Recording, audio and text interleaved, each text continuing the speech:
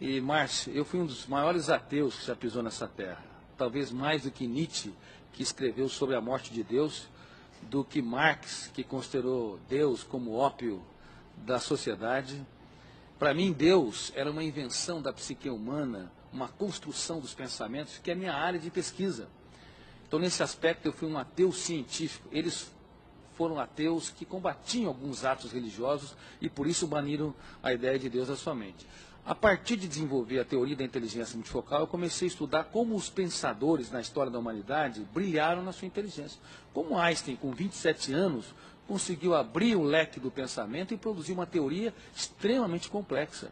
E Freud, assim por diante. Até que cheguei a estudar a personalidade de Jesus Cristo nos 4 evangelhos e questionei as intenções... Isso faz quanto tempo?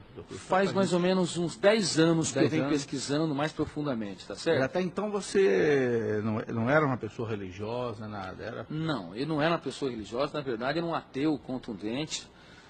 Claro que eu tive, obviamente, na minha memória, todo o ensino religioso dos meus pais, como a maioria das pessoas. Exatamente. Deixa lá para trás. Exatamente.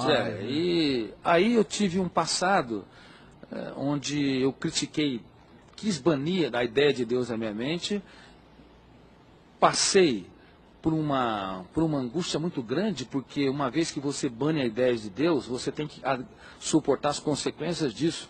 Eu sou um cientista da área da construção da memória e da personalidade. Se eu banir a ideia de Deus, um dia eu vou visitar a solidão de um túmulo e a minha memória vai se tornar um caos. Bilhões de informações se esfacelarão nessa solidão de um túmulo e eu nunca mais resgataria a minha personalidade.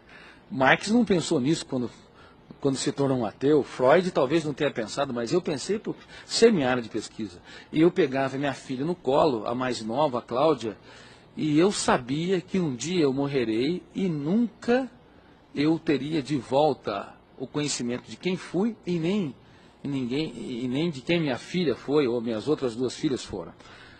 Isso me levou a uma implosão do meu ceticismo e me levou a pesquisar se Deus era fruto da inteligência ou não, se Jesus Cristo era fruto das intenções conscientes dos autores dos evangelhos ou não, e se ele poderia ou não caber no imaginário humano. Então estudei cada linha, cada frase, cada reação de Jesus Cristo nas mais variadas situações, descrita nos evangelhos em várias versões. Eu fiquei profundamente abalado, porque eu percebi que esse homem Jesus não cabe no imaginário humano.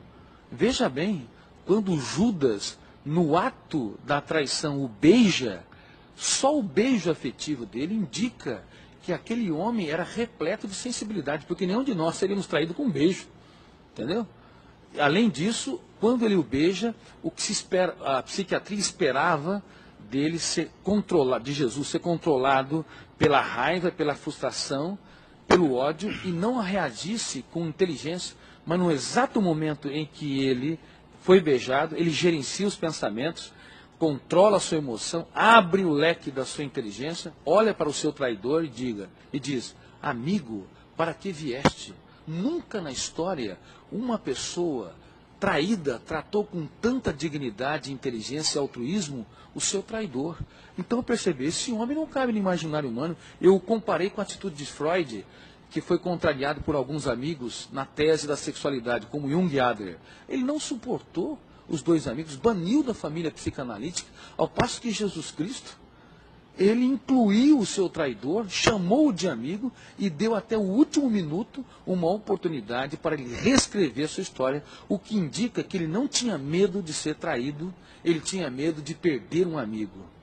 Então, estudando a personalidade de Jesus, sob essa ótica, eu fiquei fascinado e percebi que ele não poderia ser construído pela criatividade humana. Ele andou, respirou, viveu, e se amado, o amor por ele nem de longe é um ato de pequenez intelectual, mas de grandeza que pode levar à estatura da sensibilidade e os mais altos níveis da sabedoria, independente de uma religião.